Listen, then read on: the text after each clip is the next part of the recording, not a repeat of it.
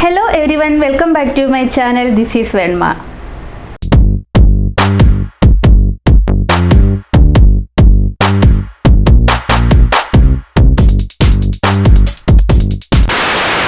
നമ്മൾ കുറേ ദിവസമായില്ലേ വീഡിയോസ് ഒക്കെ ഇട്ടിട്ട്. ഞാൻ കുറച്ച് തിരക്കായി പോയായിരുന്നു, വീട്ടിലൊക്കെ പോയേക്കുമായിരുന്നു. പിന്നെ ചെറിയൊരു ട്രിപ്പ് നമ്മൾ പോയിട്ടുണ്ടായിരുന്നു. അപ്പം അതിൻ്റെയൊക്കെ തിരക്കിനിടയിൽ പെട്ടുപോയിട്ട് എനിക്ക് വീഡിയോസ് ഒന്നും ഷൂട്ട് ചെയ്യാനോ എഡിറ്റ് ചെയ്യാനോ ഇടാനോ ഒന്നും പറ്റിയിട്ടുണ്ടായിരുന്നില്ല. അപ്പോൾ എല്ലാവരോടും സോറി. ഇപ്പം ഇനി മുതൽ നമ്മൾ വീഡിയോസ് കണ്ടിന്യൂസ് ഇടാം കേട്ടോ.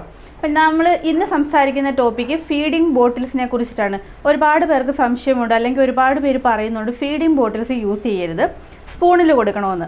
അപ്പം ഞാൻ അങ്ങനെ ഒരു സംഭവം കേട്ടിട്ടുണ്ടായിരുന്നില്ല. ഞാൻ കുഞ്ഞിന് ഒരു 9ാം മാസം മുതൽ ഫീഡിംഗ് ബോട്ടിൽ യൂസ് ചെയ്യാൻ തുടങ്ങിയായിരുന്നു. കാരണം എനിക്കിപ്പോൾ പുറത്ത് പോവുകയോ എന്തെങ്കിലും ആവശ്യങ്ങൾക്കൊക്കെ പുറത്ത് പോകേണ്ടി വരും, അല്ലെങ്കിൽ എന്തെങ്കിലും ഫംഗ്ഷൻ ആയിരിക്കും, അതായത് നമുക്ക് ഒഴിവാക്കാൻ പറ്റാത്ത കേസുകൾക്ക് നമുക്ക് പോകേണ്ടി വരും. അപ്പം കുട്ടിയും കൂടെ കൊണ്ടുപോകണമല്ലോ. അപ്പം അങ്ങനെയുള്ള സിറ്റുവേഷനിലൊക്കെ എനിക്ക് ഫീഡിംഗ് ബോട്ടിൽ അത്യാവശ്യമായി വന്നായിരുന്നു. അങ്ങനെയാണ് ഞാനത് യൂസ് ചെയ്ത് തുടങ്ങിയത്. അപ്പോൾ ഇങ്ങനെ ഞാൻ കേട്ടിട്ടില്ല, ഫീഡിംഗ് ബോട്ടിൽ യൂസ് ചെയ്തതെന്നൊന്നും പറഞ്ഞ് കേട്ടിട്ടില്ല. അപ്പം എനിക്ക് ഒരു കമൻസ് വന്നു, 2-3 കമൻസ് വന്നു അങ്ങനെ ഫീഡിംഗ് ബോട്ടിൽ യൂസ് ചെയ്തെന്ന്. കമൻസ് വന്നത് എവിടെയാണെന്ന് ചോദിച്ചാൽ എൻ്റെ ഒരു വേറൊരു ചാനലിലൂടെ ഉണ്ട്, നിങ്ങൾക്ക് എല്ലാവർക്കും അറിയായിരിക്കും, വെൺമാസ് ടേസ്റ്റ് ഹബ്. അതിൽ ഞാൻ കുക്കിംഗ് വീഡിയോസാണ് ഇടുന്നത്. അതിൽ ഞാനൊരു അമൃതം പൊടിയുടെ വീഡിയോ ഇട്ടിട്ടുണ്ടായിരുന്നു, അമൃതം പൊടി കുറുക്ക് എങ്ങനെ ഉണ്ടാക്കാമെന്നും. അപ്പോൾ അതിലെനിക്ക് 2-3 കമൻസ് വന്നതാണ് ഇതുപോലെ ഫീഡിംഗ് ബോട്ടിൽസ് അവോയ്ഡ് ചെയ്യണമെന്നും പറഞ്ഞ്. അപ്പോൾ അങ്ങനെ കമൻസ് വന്നപ്പോൾ എനിക്ക് തന്നെ സംശയമായി, ഇങ്ങനെ യൂസ് ചെയ്യാൻ പാടില്ല എന്ന് ഓർത്ത് ഞാൻ ഡോക്ടറോട് പോയി ചോദിച്ചു. അതായത് എൻ്റെ മോനെ സ്ഥിരമായിട്ട് കാണിക്കുന്ന പീഡിയാട്രീഷ്യൻ്റെ അടുത്ത് പോയിട്ട് ചോദിച്ചു. ആൾ നല്ല എക്സ്പീരിയൻസ് ഉള്ള ഒരു നല്ലൊരു ഡോക്ടറാണ്, എറണാകുളത്ത് തന്നെ അറിയപ്പെടുന്ന ഒരു ഹോസ്പിറ്റലിലെ ഡോക്ടറാണ്. അപ്പം ആളോട് ചോദിച്ചപ്പോഴത്തേന് എന്നോട് പറഞ്ഞു ഫീഡിംഗ് ബോട്ടിൽസൊക്കെ യൂസ് ചെയ്യാൻ കുഴപ്പമൊന്നുമില്ല, നല്ലതായിട്ട് സ്റ്റെറിലൈസ് ചെയ്തിട്ട് വെക്കണമെന്ന് മാത്രമേ ഉള്ളൂ. അതുപോലെ തന്നെ 2 വയസ്സ് വരെ യൂസ് ചെയ്യാം, 2 വയസ്സിന് ശേഷം അത് സ്റ്റോപ്പ് ചെയ്യണമെന്ന് പറഞ്ഞു. 2 വയസ്സാകുമ്പോൾ നമ്മൾ ഉടനെ എടുപിടിന്ന് സ്റ്റോപ്പ് ചെയ്യല്ല വേണ്ടത്, ഒരു 1.25 വയസ്സൊക്കെ ആകുമ്പോൾ തൊട്ട് അത് പതിയെ പതിയെ കുറച്ച് കൊണ്ടുവന്നിട്ട് 2 വയസ്സാകുമ്പോൾ പൂർണ്ണമായിട്ട് സ്റ്റോപ്പ് ചെയ്യാം.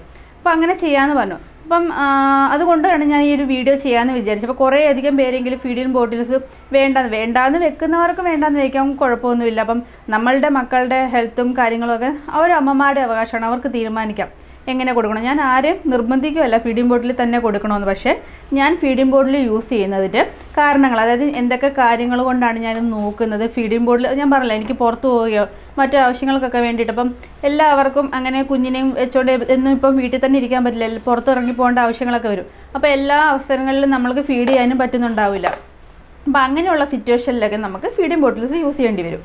അപ്പം നമുക്ക് നോക്കാം ഫീഡിംഗ് ബോട്ടിൽസ് യൂസ് ചെയ്യാമോ, അല്ലെങ്കിൽ നമ്മൾ ഫീഡിംഗ് ബോട്ടിൽസ് വാങ്ങുമ്പോൾ എന്തൊക്കെ കാര്യങ്ങൾ ശ്രദ്ധിക്കണം എന്നൊക്കെയുള്ളൊരു വീഡിയോ ആണ് ഞാനിന്ന് ചെയ്യുന്നത്. ഹലോ, പുതിയ ആളാണല്ലേ എങ്കിൽ ദാണ്ട് ആ കാണുന്ന സബ്സ്ക്രൈബ് ബട്ടൺ ഒന്ന് ക്ലിക്ക് ചെയ്യുക. തൊട്ടടുത്തൊരു നോട്ടിഫിക്കേഷൻ ബെല്ല് വന്നല്ലോ, അതുകൂടെ ക്ലിക്ക് ചെയ്ത് നോട്ടിഫിക്കേഷൻ ഓണാക്കി ഓൾ ഓപ്ഷൻ സെലക്ട് ചെയ്യുക. Thank you. ഫീഡിംഗ് ബോട്ടിൽസ് നമുക്ക് തീർച്ചയായിട്ടും യൂസ് ചെയ്യാം. നമ്മൾ വാങ്ങുന്ന ബോട്ടിലിൽ നമ്മൾ കുറച്ച് കാര്യങ്ങളൊക്കെ ശ്രദ്ധിക്കണം. അത് ശ്രദ്ധിച്ചിട്ട് നമ്മൾ വാങ്ങുന്ന ബോട്ടിൽ യൂസ് ചെയ്തുകൊണ്ട് നമുക്ക് കുട്ടികൾക്ക് ഫീഡ് ചെയ്യാവുന്നതാണ്. അതുപോലെ തന്നെ ശ്രദ്ധിക്കണം, 2 വയസ്സ് വരെ മാത്രമേ ഫീഡിംഗ് ബോട്ടിൽ യൂസ് ചെയ്യാവുള്ളൂ. അപ്പം ഞാൻ യൂസ് ചെയ്യുന്നത് ഇതാണ്, നിങ്ങൾക്ക് കാണുന്നുണ്ടോ, നല്ല പി ജി ഉണ്ട്. ഇതിൻ്റെ കവർ ഇരുന്നുകൊണ്ട് കവർ ജസ്റ്റ് എടുത്തതേ ഉള്ളൂ എളുപ്പത്തിന് വേണ്ടി. പി ജി ഉണ്ട് ബോട്ടിൽസാണ് ഞാൻ യൂസ് ചെയ്യുന്നത് കേട്ടോ. ഇത് ആരും എനിക്ക് ഇതാക്കി റെക്കമെൻഡ് ചെയ്തത് ഒന്നുമല്ല, ഞാൻ തന്നെ കടയിൽ പോയിട്ട് നമ്മൾക്ക് അറിയാവുന്ന നോളജ് വെച്ചിട്ട്, അല്ലെങ്കിൽ നമ്മൾ ഗൂഗിൾ സെർച്ച് ചെയ്തിട്ട് നമ്മൾക്ക് ഏറ്റവും ബെസ്റ്റ് എന്ന് തോന്നിയ ബോട്ടിൽസ്, നമ്മൾക്കിപ്പം ഡോക്ടർ ബോട്ടിൽസ് യൂസ് ചെയ്തോ എന്ന് പറഞ്ഞാലും ഡോക്ടറിനോട് സജസ്റ്റ് ചെയ്തില്ല, ഇന്ന ബോട്ടിൽ കൊടുക്കുന്നൊന്നും പറഞ്ഞിട്ടുണ്ടായിരുന്നില്ല. എന്നാലും നമ്മളൊരു അമ്മ എന്ന നിലയ്ക്ക് നമ്മൾ നോക്കണമല്ലോ, നമ്മുടെ കുട്ടിയുടെ ഹെൽത്ത് നമ്മുടെ കയ്യിലല്ലേ. അപ്പം അങ്ങനെ സെർച്ച് ചെയ്തിട്ട് കിട്ടിയതാണ്. അപ്പം ഇതിനകത്ത് രണ്ട് കാര്യങ്ങൾ പ്രധാനമായിട്ട് നോക്കണം. ഇതിൽ BPA BPS എന്ന് പറയുന്ന സംഭവം ഫ്രീ എന്നുള്ളൊരു സിമ്പിൾ ഇവിടെ കൊടുത്തിട്ടുണ്ട്. BPA BPS ഫ്രീ, അങ്ങനെയുള്ള ബോട്ടിൽസ് തിരഞ്ഞെടുക്കണം. BPA എന്ന് പറഞ്ഞു കഴിഞ്ഞാൽ ബിസ്ഫെനോൾ S എന്നാണ് മീൻ ചെയ്യുന്നത്. BPS ആണെങ്കിൽ ബിസ്ഫെനോൾ S എന്നാണ് മീൻ ചെയ്യുന്നത്. ഇതൊരു തരം കെമിക്കലാണ്. ഇത് ഫ്രീ ആയിട്ടുള്ള ബോട്ടിൽസ് വേണം നമ്മൾ എടുക്കാനായിട്ട്. ഇനി ഈ കെമിക്കൽ എന്താണെന്ന് ചോദിച്ചാൽ, ഇതൊരു BPA എന്ന് പറഞ്ഞൊരു എസ്ട്രോജൻ ഇമിറ്റേറ്റിംഗ് കെമിക്കലാണ്.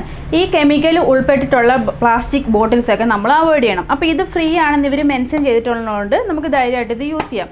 ഈ കെമിക്കൽ ഉൾപ്പെട്ട് കഴിഞ്ഞാൽ, അപ്പോൾ ഈ കെമിക്കൽ അടങ്ങിയിട്ടുള്ള പ്ലാസ്റ്റിക്കിലേക്ക് നമ്മളിപ്പോൾ കുട്ടിയുടെ കുറുക്കോ കാര്യങ്ങളൊക്കെ കൊടുത്തു കഴിഞ്ഞാൽ ഈ കെമിക്കൽ നമ്മളുടെ കുഞ്ഞിൻ്റെ കുറുക്കുമായിട്ട് കലരും എന്ന് പറയുന്നത്. ഇത് കലർന്നു കഴിഞ്ഞാൽ കുട്ടികൾക്ക് ഒരുപാട് ഹെൽത്ത് ഇഷ്യൂസ് ഉണ്ടാകും. വണ്ണം വെക്കുക, ക്യാൻസർ പോലുള്ള രോഗങ്ങൾ വരിക എന്നൊക്കെയാണ് പറയുന്നത്. അപ്പം ഇങ്ങനത്തെ ഇഷ്യൂസൊക്കെ ഉണ്ടാകുന്നുണ്ട്. ഇത് ഫ്രീ ആയിട്ടുള്ള ബോട്ടിൽസ് വേണം നമ്മൾ എടുക്കാനായിട്ട്. ഈ എസ്ട്രോജൻ ഇമിറ്റേറ്റിംഗ് കെമിക്കൽ എന്ന് പറയുന്നത് റീയൂസബിൾ ആയിട്ടുള്ള പ്ലാസ്റ്റിക് ഉണ്ടാക്കാനായിട്ടാണ് ഉപയോഗിക്കുന്നത്. അതായത് ഫീഡിംഗ് ബോട്ടിൽസ്, അല്ലെങ്കിൽ ബേബി ടോയ്സ് ഒക്കെ നമ്മൾ വീണ്ടും വീണ്ടും ഉപയോഗിക്കുന്ന പ്ലാസ്റ്റിക് ഉണ്ടാക്കാനായിട്ടാണ് ഈ കെമിക്കൽ യൂസ് ചെയ്യുന്നത്. അപ്പോൾ ഇത് നിർബന്ധമായിട്ട് നമ്മൾ അവോയ്ഡ് ചെയ്തിരിക്കണം. പിന്നെ ഈ സിമ്പൽ കൂടാതെ ഒരു വഴി കൂടിയുണ്ട് നമ്മുടെ ബോട്ടിൽസിൽ കെമിക്കൽസ് അടങ്ങിയിട്ടുണ്ടോ എന്ന് അറിയാനായിട്ട് ഒരു വഴി കൂടിയുണ്ട്. അതായത് ഈ കവറിലായാലും അല്ലെങ്കിൽ ബോട്ടിൽസ് ആയാലും ഇങ്ങനെ ഈ ഒരു ഷേപ്പിൽ ഒരു സിമ്പിൾ കാണാം. അതായത് ആരോ മാർക്ക് ഇങ്ങനെ റൊട്ടേറ്റ് ചെയ്ത് പോകുന്നതായിട്ടൊരു ത്രികോണൻ ഷേപ്പിലൊരു റീസൈക്കിൾ കോഡ് കാണും. ആ കോഡ് നമ്മൾ നോക്കണം. 37 എന്നാണ് ആ കോഡിൽ മെൻഷൻ ചെയ്തിട്ടുണ്ടെങ്കിൽ അതിനകത്ത് കെമിക്കൽ ഉണ്ടെന്നാണ് അർത്ഥം. 1 2 4 5 എന്നാണ് എഴുതിയിട്ടുണ്ടെങ്കിൽ 1 അല്ലെങ്കിൽ 2 അല്ലെങ്കിൽ 4 അല്ലെങ്കിൽ 5 ഇതാണ് എഴുതിയിട്ടുള്ളതെങ്കിൽ അത് സേഫ് ആണെന്നാണ് അതിൻ്റെ അർത്ഥം. അപ്പോൾ ഇതിനകത്ത് ഇവർ മെൻഷൻ ചെയ്തേക്കുന്നത് 5 എന്നാണ് മെൻഷൻ ചെയ്തേക്കുന്നത്. അപ്പോൾ ഈ ബോട്ടിൽ സേഫ് ആണെന്നാണ് അതിൻ്റെ അർത്ഥം. പിന്നെ ഇവർ ഇതിനകത്ത് പറയുന്നുണ്ട് ഇത് PP ബോട്ടിൽ എന്ന് ഇവർ എഴുതിയിട്ടുണ്ട്. PP മീൻസ് പോളിപ്രോപ്പിലിൻ എന്നാണ് മീൻ ചെയ്യുന്നത്. അതായത് ഏറ്റവും ഭാരം കുറഞ്ഞ പ്ലാസ്റ്റിക് യൂസ് ചെയ്തിട്ടാണ് ഇത് ഉപയോഗിച്ചിട്ടുള്ളത്. അപ്പം മൊത്തത്തിൽ ഇത് നോക്കുമ്പോൾ തന്നെ എനിക്ക് സേഫാന്ന് തോന്നിയത് കൊണ്ടാണ് ഞാൻ ഈ ബോട്ടിൽ സെലക്ട് ചെയ്യാനായിട്ട് കാരണം. പിന്നെ നമ്മൾ ശ്രദ്ധിക്കേണ്ടത് ബോട്ടിൽ നമ്മൾ സേഫായിട്ട് വാങ്ങി പിന്നെ രണ്ടാമത്തെ കാര്യം നമ്മൾ ശ്രദ്ധിക്കേണ്ടത് സ്റ്റെറിലൈസ് ചെയ്യുന്ന കാര്യമാണ്. ഇപ്പം ജനിച്ച ഉടനെയുള്ള കുട്ടികൾക്കൊക്കെ ആദ്യമേ ചില അമ്മമാർക്കെല്ലാം ബ്രസ്റ്റ് ഫീഡ് ഉണ്ടായിരിക്കത്തില്ല, ബ്രസ്റ്റ് ഫീഡ് ചെയ്യാൻ പറ്റത്തില്ല, മിൽക്ക് ഉണ്ടായിരിക്കില്ല. അപ്പം പാലില്ലാത്ത അമ്മമാർക്ക് വേണ്ടിയിട്ട് ഡോക്ടർ തന്നെ സജസ്റ്റ് ചെയ്യാറുണ്ട് ഫോർമുല മിൽക്ക് കൊടുത്തോളാം കുട്ടിക്ക്.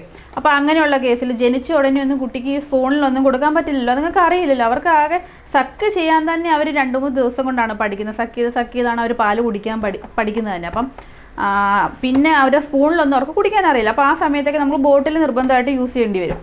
അപ്പം അങ്ങനെയുള്ള കേസിൽ അതായത് ഫസ്റ്റ് 3 മന്തിനുള്ളിൽ നമ്മൾ ബോട്ടിൽ യൂസ് ചെയ്യുന്നുണ്ടെങ്കിൽ നമ്മൾ ഓരോ തവണ ഫീഡ് ചെയ്ത് കഴിയുമ്പോഴും ആ ബോട്ടിൽ സ്റ്റെറിലൈസ് ചെയ്യണമെന്നാണ് പറയുന്നത്. കാരണം ഇമ്മ്യൂണിറ്റി പവറൊന്നും ഇല്ലാത്ത കുട്ടികളാണ്, ജനിച്ചല്ലേ ഉള്ളൂ. അപ്പോൾ അവർക്ക് പവറൊന്നും ഇല്ല, അപ്പം അവർക്ക് അതിനെ പ്രതിരോധിക്കാനുള്ള ശക്തിയില്ല.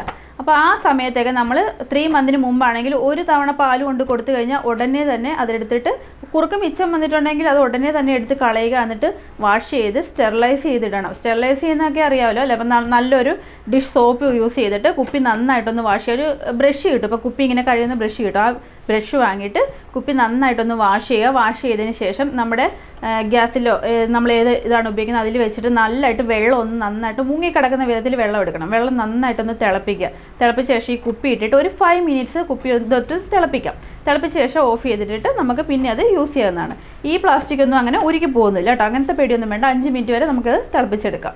അപ്പം 3 മന്തിന് മുമ്പാണെങ്കിൽ ഓരോ ഫീഡ് കഴിയുമ്പോഴും നമ്മൾ സ്റ്റെറിലൈസ് ചെയ്യണം. ഇനി 3 മന്ത് കഴിഞ്ഞിട്ടുള്ള കുട്ടികളാണെങ്കിൽ നമ്മൾ ഡെയിലി ഒരു തവണ സ്റ്റെറിലൈസ് ചെയ്യണം. ഇത് മറ്റേന്ന് പറഞ്ഞാൽ ഡെയിലി നമ്മളിപ്പോൾ 2-3 തവണയൊക്കെ കുറുക്ക് കൊടുക്കുന്നുണ്ടെങ്കിൽ അപ്പോൾ ആ ഒരു സമയത്തെല്ലാം സ്റ്റെറിലൈസ് ചെയ്യണം. 3 മന്ത് കഴിഞ്ഞിട്ടാണെങ്കിൽ ഡെയിലി ഒരു തവണ സ്റ്റെറിലൈസ് ചെയ്താൽ മതി. ഇനിയും 1 വയസ്സ് കഴിഞ്ഞ കുട്ടികളാണെങ്കിൽ വീക്കിലി 3 ടൈംസ് കുറഞ്ഞതാണ് പറയുന്നത് കേട്ടോ, കുറഞ്ഞത് 3 ടൈംസ് എങ്കിലും സ്റ്റെറിലൈസ് ചെയ്തിരിക്കണം. എത്രത്തോളം വൃത്തിയായിട്ട് എത്രത്തോളം ഹൈജീനായിട്ട് നമ്മളെ കുട്ടികളെ നമ്മുടെ ഫീഡിംഗ് ബോളിൽ വെക്കാൻ പറ്റുമോ അത്രയും നന്നായിട്ട് വെക്കാനായിട്ട് ശ്രമിക്കണം. പിന്നെ വേറൊരു കാര്യം ശ്രദ്ധിക്കേണ്ടതാണ്, നമ്മളുടെ ഫീഡിംഗ് ബോട്ടിലെ നിപ്പിൾസ് നമ്മൾ മന്ത്ലി ചേഞ്ച് ചെയ്യണം കേട്ടോ.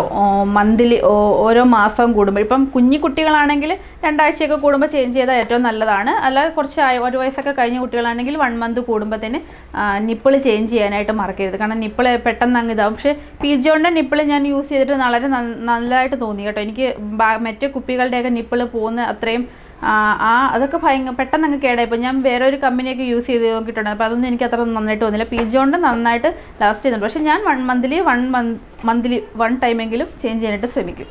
പിന്നെ ശ്രദ്ധിക്കേണ്ടത്, നമ്മൾ കുറുക്കൊക്കെ കൊടുക്കുമ്പോൾ നമ്മുടെ കുഞ്ഞിന് നമ്മൾ ആദ്യമായിട്ട് എന്തെങ്കിലും ഇൻട്രൊഡ്യൂസ് ചെയ്യുമ്പോഴത്തേന് നമ്മുടെ അമ്മമാർക്ക് തീരുമാനിക്കാം. ഇപ്പം ഫീഡിംഗ് ബോട്ടിലായാലും എപ്പം മുതൽ കൊടുക്കണമെന്ന് അമ്മമാർക്ക് തീരുമാനിക്കാം. അപ്പം ഞാൻ എൻ്റെ മോന് 9-ാം മാസം മുതലാണ് കൊടുത്തത്. 9-ാം മാസത്തിൽ എനിക്ക് അങ്ങനെ പുറത്ത് പോകേണ്ട ആവശ്യമൊക്കെ വന്നപ്പോഴാണ് ഞാൻ കൊടുത്തു തുടങ്ങിയത്. പിന്നെ എനിക്കത് എളുപ്പമായിട്ട് തോന്നി. ഞാൻ അവന് കുറുക്കെടുത്ത് ഞാൻ കൊടുത്ത് കഴിഞ്ഞാൽ അവൻ ബെഡിൽ പോയി കിടന്ന് കുടിച്ചോളും, വേറെ ഒരു പ്രശ്നങ്ങളും ഇല്ല.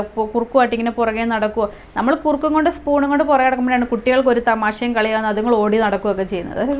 ബെഡിൽ കൊടുത്തു കഴിഞ്ഞാൽ അങ്ങനെ കുടിച്ചോളും. ഇത് ഞാൻ എൻ്റെ ഒപ്പീനിയൻ മാത്രം പറഞ്ഞതാണ്. എനിക്കത് കംഫർട്ടാണ്. ഞാനത് കുട്ടിക്ക് കുപ്പിയിൽ കൊടുത്തു കഴിഞ്ഞാൽ അവൻ അവിടെ കിടന്ന് കുടിച്ചോളും. നിങ്ങളുടെ കുഞ്ഞുങ്ങൾക്ക്, നിങ്ങൾ ഇത് വീഡിയോ കാണുന്ന ആടെയും കുഞ്ഞുങ്ങൾക്ക് അങ്ങനെ കുപ്പി തൊടുകയില്ല, സ്പൂണാണ് ഇഷ്ടമെങ്കിൽ അങ്ങനെ തന്നെ കൊടുക്കാം.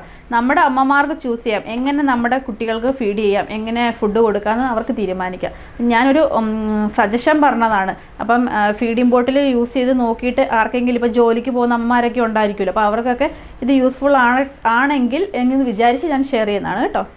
പിന്നെ കുറുക്ക് ഫസ്റ്റ് ടൈമാണ് കുറുക്ക് കൊടുക്കുന്നതെങ്കിൽ അല്ല കുറുക്കാവട്ടെ എന്ത് കാര്യങ്ങളായാലും ഫസ്റ്റ് ടൈമാണ് കൊടുക്കുന്നതെങ്കിൽ നിങ്ങൾ പകൽ കൊടുക്കാൻ ശ്രമിക്കണം കേട്ടോ. പകലിപ്പം ഒരു 10-11 മണി സമയത്ത് കൊടുക്കുകയാണെങ്കിൽ നമുക്ക് കുട്ടിയെ നിരീക്ഷിക്കാം, നമുക്ക് നോക്കാം അവൻ എന്തെങ്കിലും ചേഞ്ചസ് കാണിക്കുന്നുണ്ടോ. ചില സമയങ്ങളിൽ ചിലപ്പം ലൂസ് മോഷൻ കാണിക്കാം, അല്ലെങ്കിൽ വോമിറ്റ് ചെയ്യാം, അങ്ങനത്തെ ഇഷ്യൂസൊക്കെ ആണെങ്കിൽ പകൽ കൊടുക്കണം. അപ്പം രാത്രിയിലാണ് കൊടുക്കുന്നതെങ്കിൽ നമ്മൾ ഉറങ്ങിപ്പോയി കഴിഞ്ഞാൽ കുട്ടി എന്തെങ്കിലും ഇറിറ്റേഷൻ കാണിച്ചു കഴിഞ്ഞാൽ നമുക്ക് അറിയാൻ പറ്റത്തില്ല. അതുകൊണ്ട് എന്ത് സാധനങ്ങൾ നമ്മൾ കുട്ടി പുതിയതായി എന്ത് ഇൻട്രൊഡ്യൂസ് ചെയ്താലും നമ്മളത് പകൽ സമയത്ത് ചെയ്യാനായിട്ട് ശ്രമിക്കണം.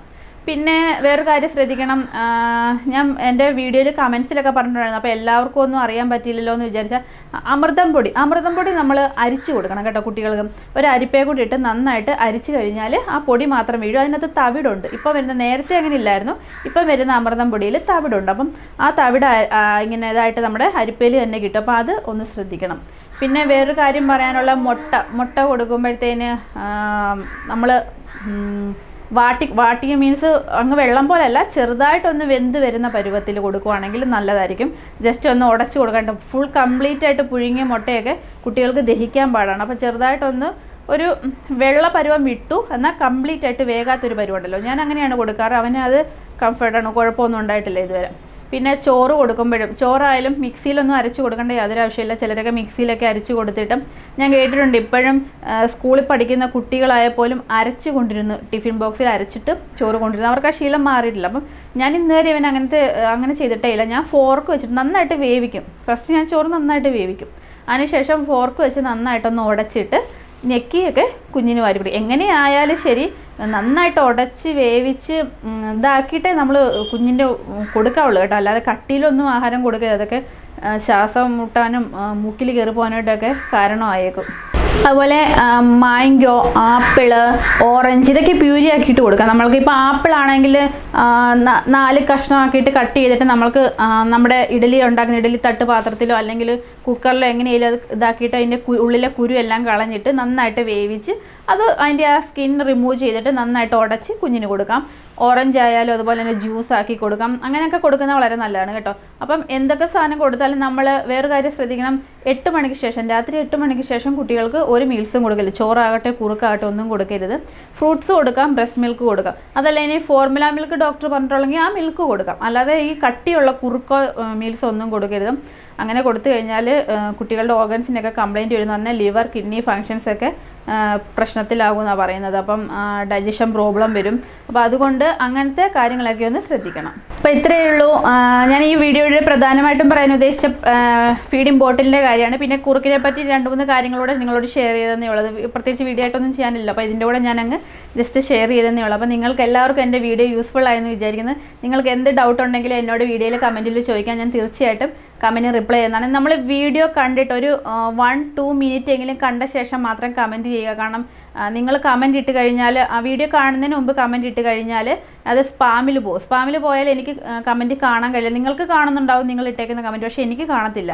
സ്പാമിൽ പോയി ഞാൻ എടുക്കേണ്ടി സ്പാം ഒന്നും ഞാൻ എപ്പോഴും ഒന്നും ചെക്ക് ചെയ്യാറില്ല. അപ്പോൾ അതുകൊണ്ട് വീഡിയോ കണ്ടിട്ട് ശേഷം ഒരു 2 മിനിറ്റിന് ശേഷം നിങ്ങൾ കമൻറ്റ് ഇടാം.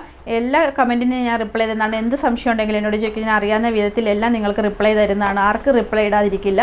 അപ്പം നിങ്ങൾക്ക് എൻ്റെ വീഡിയോ യൂസ്ഫുൾ ആയെന്ന് വിചാരിക്കുന്നു. അപ്പം മറക്കരുത് നമ്മുടെ ചാനൽ സബ്സ്ക്രൈബ് ചെയ്യുക. സബ്സ്ക്രൈബ് ചെയ്താൽ മാത്രമേ ഞാൻ ഇതുപോലെ ഇടുന്ന നിങ്ങൾക്ക് യൂസ്ഫുൾ ആയിട്ടുള്ള വീഡിയോസ് കാണാൻ പറ്റത്തുള്ളൂ. സബ്സ്ക്രൈബ് ചെയ്യുമ്പോൾ അതിനടുത്ത് തന്നെ ഒരു ബെല്ലൈക്കൺ വരും. അതിൽ ഓൾ ഓപ്ഷൻ സെലക്ട് ചെയ്താൽ മാത്രമേ ഞാൻ വിടുന്ന എല്ലാ വീഡിയോസും നിങ്ങൾക്ക് കാണാനായിട്ട് സാധിക്കുകയുള്ളൂ. അപ്പം നിങ്ങൾക്ക് യൂസ്ഫുൾ ആകുന്ന മറ്റൊരു വീഡിയോയിൽ കാണാൻ ടാറ്റാ. വീഡിയോ ഇഷ്ടമായോ എങ്കിൽ സബ്സ്ക്രൈബ് ചെയ്യുക. ഇനി നിങ്ങൾക്ക് ഇതുപോലുള്ള വീഡിയോസ് കാണണമെന്നുണ്ടെങ്കിൽ ആ കാണുന്ന ബെല്ലൈക്കൺ ക്ലിക്ക് ചെയ്ത് നോട്ടിഫിക്കേഷൻ ഓണാക്കി ഓൾ ഓപ്ഷൻ സെലക്ട് ചെയ്തിടുക.